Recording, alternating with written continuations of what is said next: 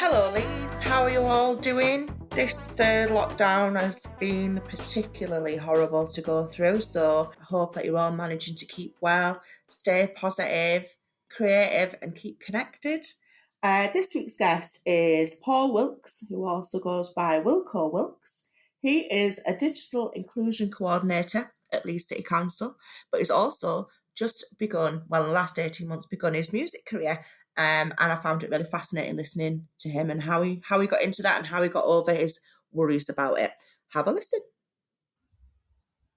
On this week's episode of Light on Leeds Corona Bloody Virus Extraordinary Episodes, I have a person who goes by two names, one by day and one by night, Paul Wilkes or Wilko Wilkes. Hello. Hi Hazel, how are you doing? I'm all right, thank you. Thanks very much for coming to talk to me. Thanks for having me, appreciate it. So, Paul, can you explain about the dual name system? Yeah, so I work in Leeds as a Digital Inclusion Co-ordinator for Leeds City Council. So I do a lot of work with the third sector in Leeds, trying to help get people online, get them digital skills. And also I am a rapper by night, which we met through South Leeds Life, didn't we? Yeah. But yeah, then we got talking and do quite a lot of different things around Leeds. So here we are. And how did you get into rapping? Have you always been into music? Yeah, it's I mean, I love music. Yeah, it's my dad's a big music man. He plays keyboard to a very high standard, although he's quite modest about it. But so I grew up around music. I used to do piano lessons and stuff like that. So always like the rhythmic side of things. And it was something I always wanted to do, is kind of make my own music, but I didn't have the confidence to do it for a long time. I only started this when I was about 30 in late 2019. Mm-hmm. So I've been doing it about 18 months, but I've got so much energy in me for it that I think I'll be doing it for quite a long time, because there's a lot of stuff that I want to write, and I'm kind of getting addicted to it. You know, the more I do, the more I want to do. So yeah, I'm enjoying it. So what was it that spurred you on when you said you didn't have the confidence? Was there something in particular that happened when you were 30 that made you think, oh, sod it, I'm just going to go for it? I mean, there was a few things really. I think it'd been growing inside me for a while. There was one thing that I kind of had. I had a mate in Newcastle who owns a recording studio, Linden Entertainment, and he was telling me, come into the studio and do some recording anytime you like. So I was like, yeah, I will do. And then that was kind of ticking away in my mind for quite a few months, thinking maybe I should take him up on that offer. I was going through a little bit of kind of struggle with my own mental health, going through some depression, and I ended up going to counselling for that. And as part of that counselling, it kind of came out that I was feeling quite unfulfilled, and this was kind of like, we had one session where I wasn't planning on talking about music, but ended up talking about it, and kind of as I was talking about it, I was working through some stuff. I kind of realised this is something that I really needed to do now. It was something that was getting to me that I hadn't done it. And around about sort of maybe just before or just after, I can't remember, I did a karaoke competition in Leeds City Centre at Mixed Karaoke, and got through to the final of that. And there was like a really good atmosphere in the final when we did that as well. I did that on stage, did Snow Informer. I don't know if you know that track. Yeah, I do, it was wild, but I didn't win the competition in the end. It was an absolute travesty, to be honest, that I didn't win. But yeah, it was just great. I just really enjoyed the whole process, and I was just starting to really enjoy performing. And I think the sort of counselling and speaking with my wife and everything as well, and kind of just acknowledging that it was something that I really wanted to pursue now, and just helped me get over that hump of initial just dread and anxiety about putting myself out there or singing in front of people or any kind of, what people are going to think.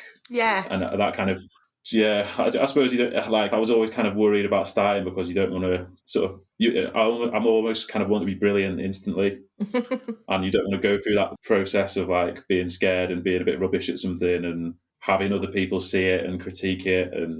But once I started doing it, it becomes quite normal quite quickly. And then you can sort of gain confidence from there, I think, once you're over that hump. I think that's great that you started with the karaoke competition, because do you think that was kind of a nice gateway to performing? Because it's kind of in between, isn't it, karaoke? So, I mean, you can be absolutely brilliant at it, but you can also go up there and just make a bit of a fool of yourself, but there's no sort of judgment, because it's like an amateur format, isn't it? You know what I mean? It's there for everybody to have a go. Nobody's expected everybody to go up there and be, Celine Dion or whoever. Yeah, definitely. And I think I'd done sort of karaoke quite a lot of times throughout my life. I remember a phase when I lived in Newcastle when I was about 19, and me and one of my flatmates kind of went and started going like almost every day to this place in Gateshead that was just empty, and we'd just take over the whole place and sing about 10 songs each. But yeah, it was one of those things that I kind of did a lot of the times after I'd had a few drinks, or didn't really have the sort of confidence to pursue it. And I'd always thought it'd be nice to be like a cover artist, and I like sort of singing covers in my own time, and just sort of behind closed doors kind of thing. But then I didn't want to. I thought if I'm going to do music, I don't really play an instrument brilliantly, and I don't want to be purely a cover artist. I want to have my own. I don't want to just kind of be there singing karaoke on the streets, or you can't really get the sort of gigs that I kind of wanted to do to play live by just doing karaoke basically. So I needed to write my own stuff, and I've always loved rapping, and it's kind of just evolved as I've done it. The more I've done, the more I've found my direction and what I like to write about and stuff like that. And do you spend quite a lot of time writing? Not as much as I'd like. I do though. It takes me quite a while to get to the point where I'm happy with a track. I try and stick to writing one track at a time. Sometimes I've got 2 or 3 on the go, but I don't go any further than that. It just becomes a bit of a jumbled mess. But yeah, when I get the bug for it, I'll put in hours. But sometimes it takes me hours just to write like 8 lines because I'm not happy with what's being written. But I'm getting better at it. The more time I put in, the kind of the easier it gets. But yeah, I'd like to spend more time doing writing, but also spend a bit of time practicing as well, because it's quite hard to get it perfect at times. But I want a real tight live show when I do it, and then just stuff like social media and kind of just admin around it and things like that takes quite a lot of time as well. I know, tell me about it. I've got a full-time job, so yeah, I know. Yeah, you must know. Yeah. And then there's full-time job as well during the day, and then I've got some other stuff I do as well. I volunteer for Leeds Football Association. Oh, brilliant! Do some stuff with them. Yeah, and then just generally living life as well. It's always busy, but yeah, I'm quite often up until the early hours of the morning trying to get everything done. How would you describe your style for people who are listening? How would I describe my style? Yeah. Do you say? Yeah.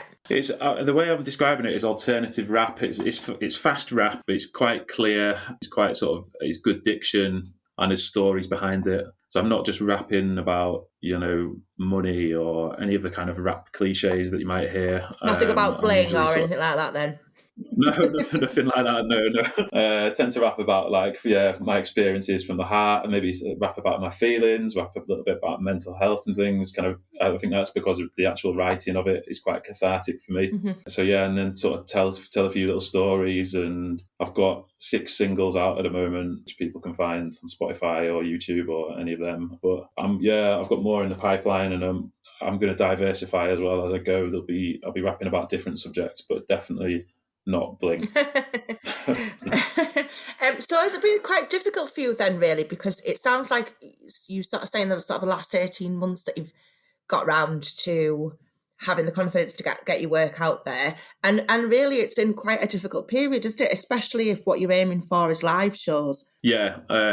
Yeah. I mean, to be honest, though, I think it's been good because it's given me the time to prepare. Yeah. So like when I started it, I was kind of thinking, right, within a year, I want to have like 10 to 12 tracks done and like a full live set. But it's not really worked out like that because I've had to learn quite a lot along the way. And there's things that take time that delay the process.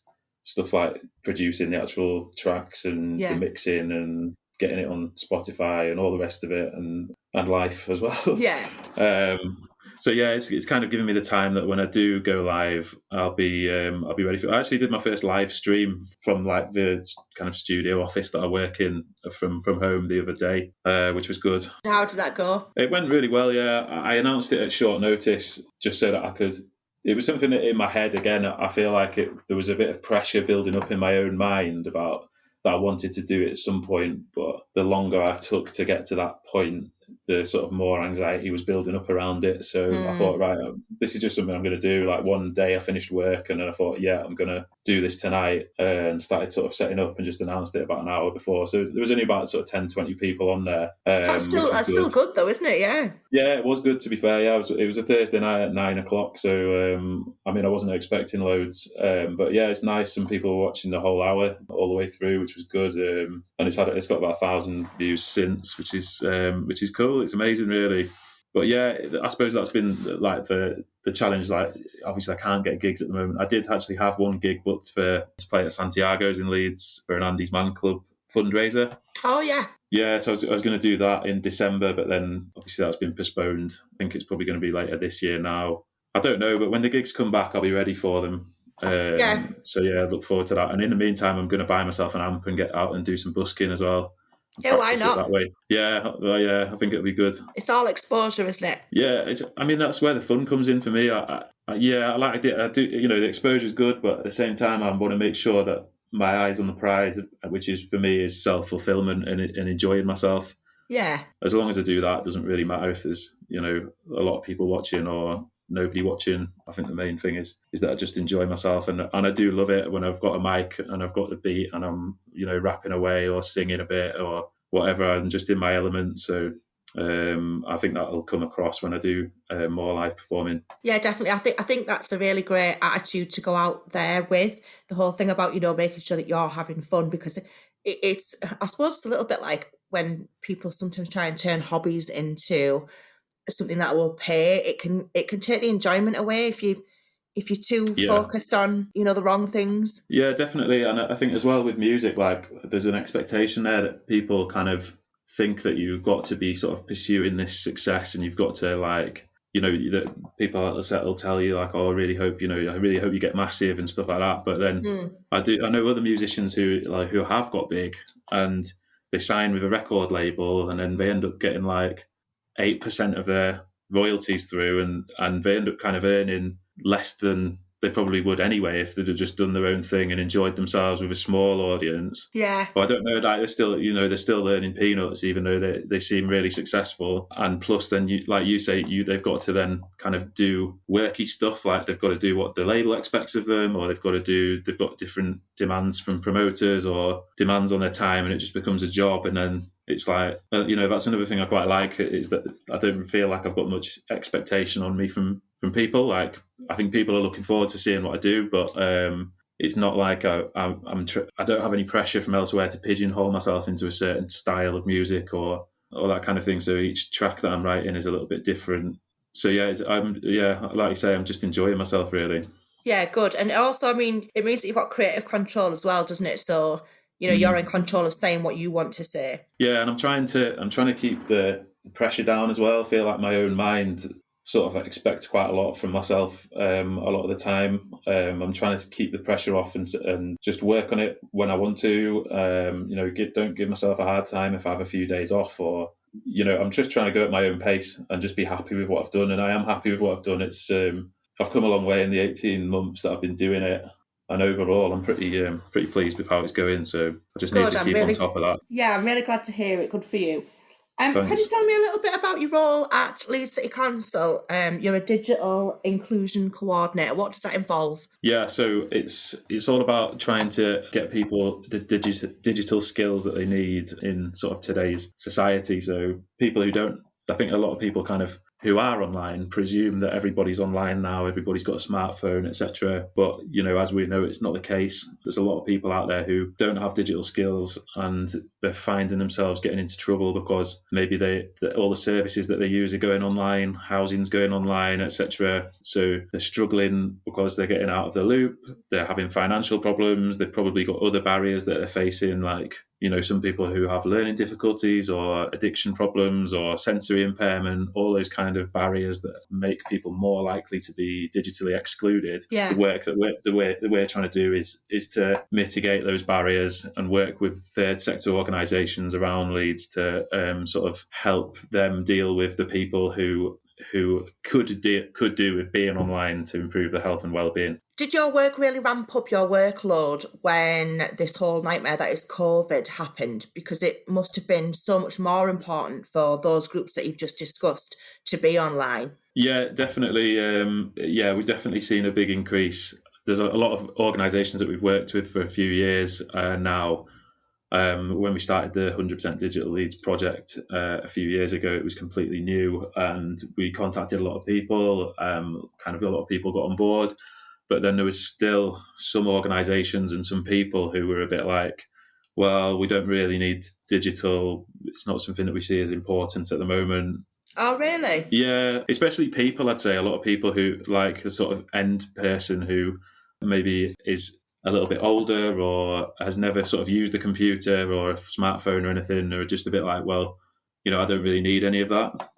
But then the lockdown, I think, has really exposed those sorts of the weaknesses in terms of digital skill for people who are now locked inside and then finding themselves a little bit isolated because they don't know how to get in touch with relatives, or they can't, go out and go to the shops like they used to. And there's all kind of different problems that's put in. So yeah, when the lockdown started, we've got a tablet lending scheme where we've got 300 iPads that we lend out, sort of maybe a few or maybe 10, 15 iPads at a time to charities around Leeds. And they are like... Oh, that's fantastic. Yeah, it's a really good scheme, but they're like completely oversubscribed at the moment. When lockdown hit, we got a lot of requests through, and it was obviously slower as well trying to get the iPads to the people because there was less deliveries and there was less buildings were having to shut and things like that. But then there's a lot more schemes that kind of popped up as well to deal with the extra demand and the extra kind of need for digital inclusion. So we try and work with those as well, Digital Access West Yorkshire and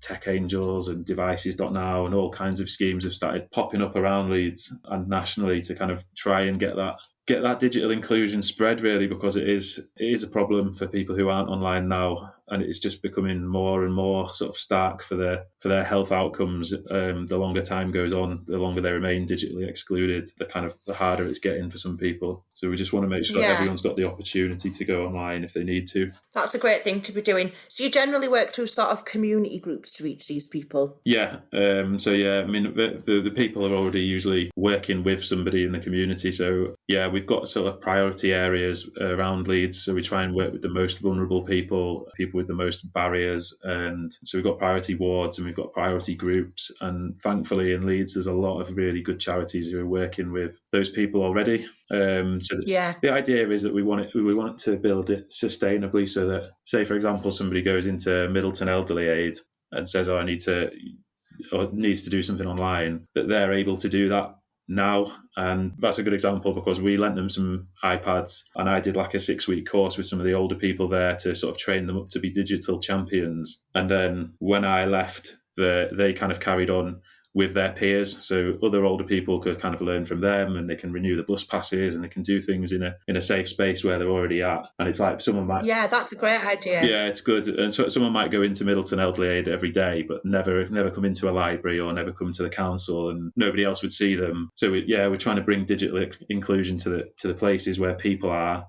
And that's where it can kind of make the most difference. And so that if we're gone, so after they'd borrowed the iPads, we helped them to apply for some funding. Then they can buy their own iPads, and then we'll take ours back and lend them elsewhere. And it has that effect where, we might have worked with them for 12, 18 months. I mean, we're still working with them on some stuff, but, we might have worked with them for a while so that they can bring digital into what they already do. Yeah. And it has a knock-on effect that way I think we can kind of maximise the work and reach the most people, because there's tens of thousands of people in Leeds who don't have digital skills. And there's only 4 of us on the team. Gosh. Yeah, but like you say, we're working with a lot of third sector organisations, a lot of brilliant charities and stuff, that we're kind of creating a network so that everyone can bounce ideas off each other and apply for funding and get all the help that these people need to sort of improve their lives. It must be a very fulfilling role. I'm sure it has its frustrations like all jobs do, but it must feel fulfilling when you manage to teach those skills to that group and know that that's going to get trickled down to other people. Yeah, definitely. It's a really interesting project to be involved in, and it's been a big success since the start, really. And it's been a lot of hard work to get here, but at the same time, it's been a lot of support and hard work from the organisations. We've got a great team as well. The people who are doing it, Digital Inclusion Co-ordinators, are like Ian McCardle and Amy Hearn, Rachel Ben. I don't know if you know them, because I saw that you went to the seminar as well that they did the other week on arts and culture. I did, yeah. I went to all of them actually, and they were great. And it's just fascinating to hear of all the work that's going on and how hard people are working on all of these things. Yeah, and I think this is it as well. We don't want it to just be boring as well. Like, a lot of people feel like they're being forced online these days because of the job centres telling them to get online, or they've got to do their bills online or something like that. Whereas we're trying to come at it from the side of like people having fun and people being able to help themselves through stuff like that, arts and culture. Whether it's just playing some games online or whether it's checking football scores or kind of doing something that they enjoy. I think it's really important. It's nice to see that. It's funny that you should put it like that, Paul. Yeah, I see what you're saying, but I would never. I suppose it's because not all of my life, but the internet's been around for quite a long time in my life, and I suppose I see what you're saying, because obviously I use the internet for practical things, like you said, like the boring things like paying bills and stuff like that, checking your bank account or whatever. But I'd never sort of. To me, mainly the internet and digital stuff is for fun. But it's funny that you should say that you're having to sort of convince people that, it's not just for the boring admin life kind of thing, that there are fun things. It seems funny to hear you say that you're having to convince people about the fun aspect of it. Yeah, and I think it's different experiences, really, isn't it? Same as you. I mean, I think it is quite fun. But then again, I pretty much spend my whole life online at the moment. As soon as my work laptop goes on, my personal laptop comes on. I've got my phone in between and all the rest of it. But yeah, it's different mentality. I think that there are a lot of people who, those are the ones who aren't online now, are the ones who feel like they're being forced by society to go online, and there's that resistance there. They're not convinced. They don't really have it have the passion for it like everybody else. It's more of an intimidating thing that they don't want to touch. They don't know if they can break it, or they don't trust internet security, or there's a whole myriad of reasons. But yeah, it is interesting. Kind of, we've learned a lot about the reasons why people aren't online and the impact it has. And yeah, there's a lot of stuff on there.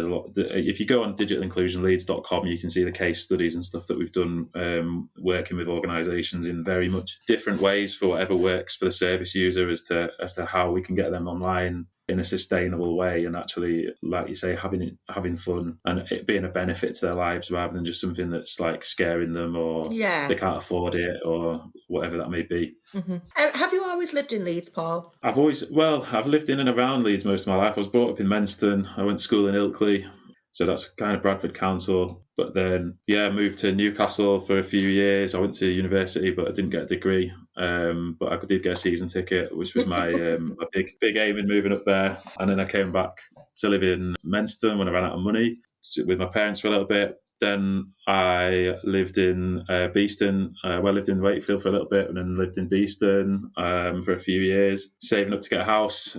And now I'm working in Bingley, but I've worked for Leeds City Council since 2013 as well. So I've always been in and around Leeds. Yeah, so you're definitely qualified to answer the 3 questions. Oh yeah. I used to work in community hubs as well, so I've been in pretty much every ward in Leeds, in every different place. I've seen it all. You're more qualified than most. So what would you say is the greatest thing about the city of Leeds? For me, it has to be the people. I know it's probably a common answer anyway. It is, yeah.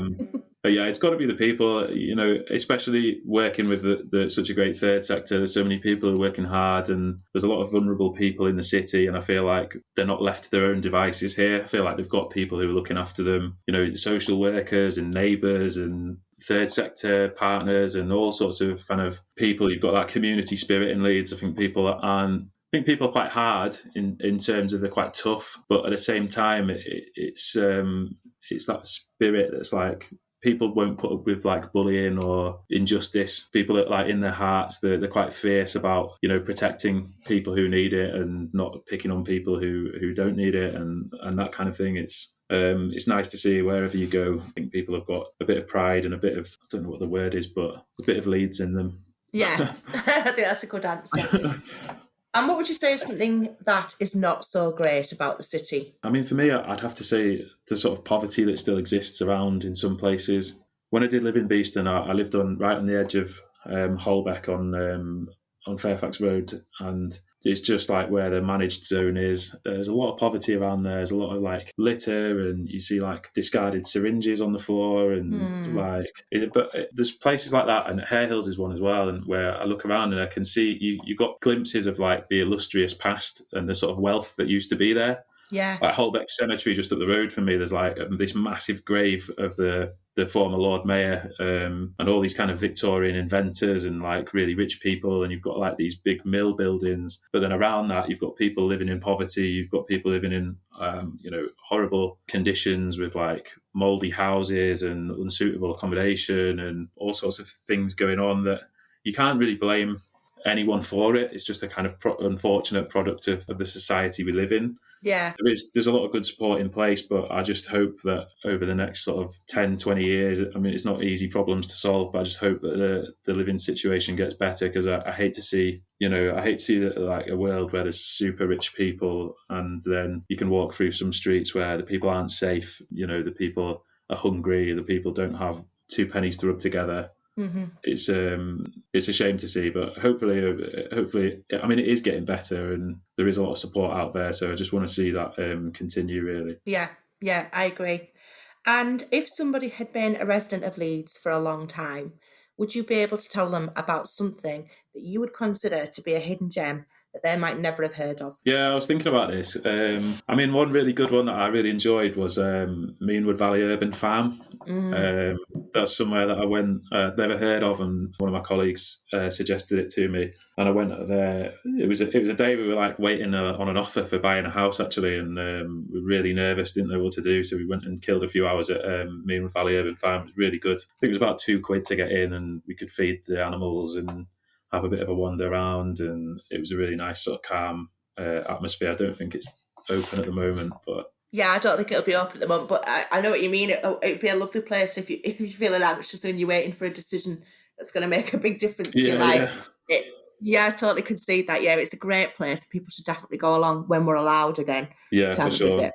Another thing I'd give a shout out to is Andy's Man Club as well. It's something that I do. There's 2 groups in Leeds and an online group as well, where it's about men opening up and talking about mental health and how they feel, and having some support there in a non-judgmental environment. And it's something that I'd kind of recommend to any man struggling with mental health problems, or just wanting a sounding board, or even just a bit of a chat with some other guys who are going through similar things or have been through similar things. It's not just in Leeds, but it's available to anyone in Leeds, and I'd recommend that as well. Yeah, that's a great shout. And I always ask a guest if they want to feature a track by a Leeds-based musician or artist, which obviously you are yourself, and you're going to feature a track that's called Stalked by a Stranger. Can you tell me a little bit about it? I can, yes. It was the last single I released on the 8th of January 2021, and it's a story about being followed through Leeds by a scary man. It's quite an aggressive atmosphere. There's a bit of tension. Things build up, and it's set in Leeds city centre. I won't ruin it too much, so that people can. Yeah, don't tell us the end. No, people can listen to it for themselves. Yeah, but as long as they're prepared for a thrill ride, I'm sure they'll enjoy themselves. Yeah, but it's good. It's going well. It's got a little bit of traction, and since I've released it as well. So yeah, I like it anyway. It's my favourite song I've done so far. Excellent. So I will definitely put all links in the podcast notes to everything that you're doing, so that people can have a look and join in.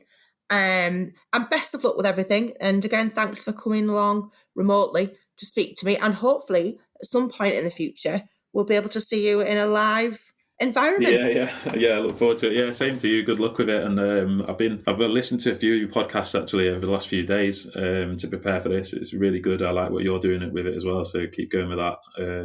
Thanks. Yeah, well done. Cheers. Right. Well, I hope to see you at some point in real life in the near future. Yeah, me too. Thank you. Have a great weekend. I'll see you soon, Hazel. Cheers. Bye.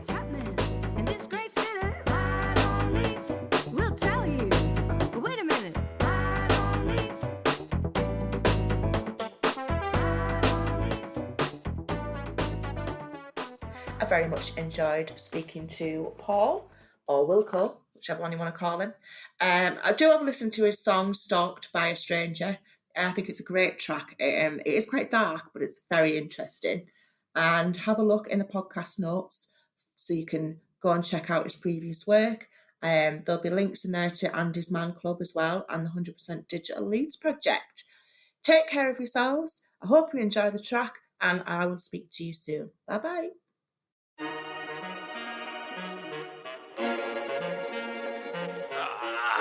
It's going to be a great night tonight.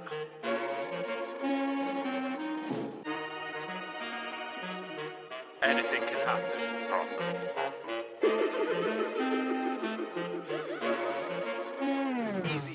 The minute I opened my eyes, I was feeling on top of the world. It seems ridiculous now looking back, considering how my day unfurled. It was Friday, it was payday, it was going to be off the scale, but I never even made it out, and I'll tell you the tale. I checked my phone and I clambered out and I tossed back the linen, and then I went downstairs and I made some toast and I watched some loose women. Peter, Andre and Michael Ball were on, but I don't know what they were discussing. I checked my phone and the lads were lively, the group chat was buzzing. Big night tonight, we were going to meet up and sink a few jars, living lives casino for a few hours, then we'll hit up some bars. You know we've known each other years, these fellas all went to school with me. It was going to be a night of shenanigans and some classic tomfoolery. But first I knew I had to take a trip into town to get some cash and threads and a double Greg's. I've got this nailed down. I was passionate, couldn't be asked to go and wait for the train, and so I jumped into my car and I took it to park at Woodhouse Lane. I headed straight to Greg's for a corned beef slice and something fizzy. Had my feed and a look round Leeds, it wasn't exceedingly busy. I wanted a shirt, some shoes and a belt, so I headed over to Trinity. Flashed the plastic, felt fantastic, it massaged my masculinity. My testosterone was pumping, I must admit I was feeling flash. I checked my balance and withdrew £200 cash. Now I'd got everything I need from town, no reason to stay. Not even God himself could bring me down, today was my day. I started walking back to the car when a bloke caught my eye. He was tall and bald and looked like an intimidating guy who reminded me of the referee Pierluigi Collina, but with a black eye and a limp, so this guy looked even meaner. I was like a defender being sent off, I remember the resemblance was striking. His scent offended my senses as he got a bit close to my liking. His eyes were psychotic and he was staring right at me, so I got to march on time to hop it, cause he looked like he wanted to stab me. Believe me, I was feeling uneasy and queasy, his demeanour was sleazy. I mean, he gave me the heebie-jeebies and really clearly didn't fear me and nearly stopped me in my tracks. I had a terrible feeling, I said to myself that I wouldn't look back. I couldn't resist the urge and I checked over my shoulder, and then I saw what I didn't want to see. This fella was following me. I was petrified cause I didn't know why, but I can't deny that a creepy guy with a glint in his eye set a shiver down my spine and felt that the earth was swallowing me. My head was harassed, I just wanted to get on it. My ass emitted a blast that had more gas than Halley's Comet. I took one more glance and corroborated any suspicions he'd sped up to. I immediately knew that I didn't have any decisions. I caught that he was on his phone, was dreaming it was starting to bug me. Suddenly I never felt so alone, had a feeling he was starting to mug me. I started pegging it and picking up the pace. He was legging it and it became a race. I was sweating but it wasn't going to be far, I just needed to get my ass back to the car. I was racking my brain, I was thinking I'd seen him before. Situation seemed so insane, what the hell was he chasing me for? He seemed to be slowing and now he's getting away with ease. I reached into my pocket and started fumbling for my keys. My car was in sight, I was sure that I'd given him a slip. It was going to be a great tale tonight when I'd be steaming like the funnel on a ship. Then out of the blue, someone jumped out by the side of me and time slowed down. He ran at me and pushed me and my ass hit the deck. Flipping neck before I could even blink, he had his hands around my neck. He was smaller but stronger and he caught me by surprise. No lies, he fought with no honour and he had blood in his eyes. Then Baldy steamed in and he bit me straight in the side. He proceeded to break me, maybe slay me, made me afraid for my life. I struggled underneath, I got him back with one on the nose. Just take my bag, I pleaded with him as he rained down the blows. I felt like I'd been hit by Mike Tyson, I was sucking up the dust like a Dyson, bricking it and slipping out of consciousness. I could see the white light on the horizon. I was looking straight up at him as his foot hit my jaw. As I saw my life flash before me, I remembered I'd seen him before. The same angry stare, but the roles were reversed. He was only decking me now because I'd done him in first. That night, no question, we're off our nuts, we were steaming. But to think we'd get away with it, well, I must have been dreaming. Last Friday it all kicked off and we were getting our scran when there was 4 of us and one of him and we chinned him and ran. Now I'd had a flashback and as it happened I'd been burying the memory of giving him a rocket and seeing his eye socket as it snapped like a celery. Now my time was through, it's cruel and beautiful witnessing karma. My head was the ball on a team who's lined up a swing like Arnold Palmer. It was then that I knew that I wouldn't get a chance to make my amends, and so I closed my eyes with a wry smile as he took his revenge.